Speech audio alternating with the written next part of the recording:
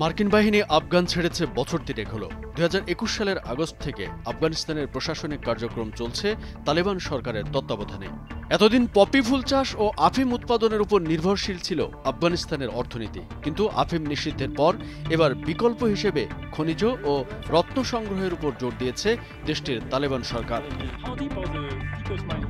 বিশ্বব্যাংকের হিসাব বলছে শুধু আফিমই ছিল দেশটির জিডিপির ৮%। তালেবান সরকার আফিম নিষিদ্ধ করায় কৃষকরা প্রায় $১.৫ বিলিয়ন ক্ষতির সম্মুখীন হয়েছে। চাকরি হারিয়েছে এই চাষাবাদের সঙ্গে যুক্ত ৪.৫ লাখ মানুষ।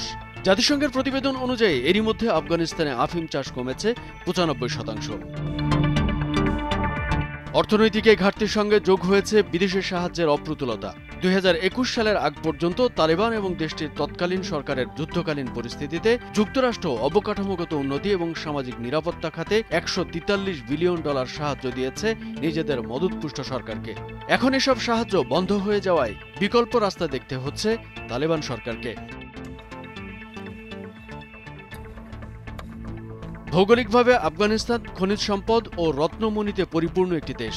মার্কিনিরা ২০ বছর ধরে আফগানিস্তানের খনিজ সম্পদ আহরণে $1 বিলিয়ন খরচ করেছে, কিন্তু লাগাতার নিরাপত্তা ঝুঁকি, সরকারি দুর্নীতি, মন্দ অবকাঠামো এবং একের পর এক তৎকালীন আফগান সরকারের নীতিগত ভুল সিদ্ধান্তের কারণে খুব একটা সুবিধা করতে পারেনি যুক্তরাষ্ট্র।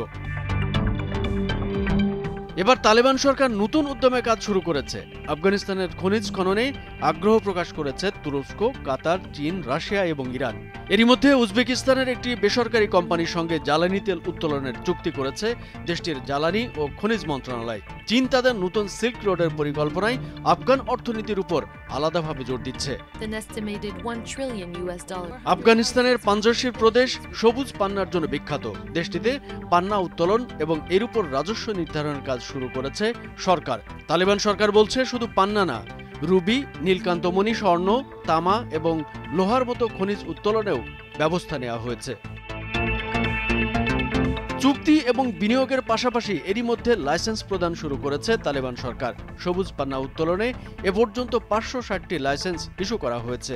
একইভাবে রুবি উত্তোলনেও দেয়া হচ্ছে লাইসেন্স।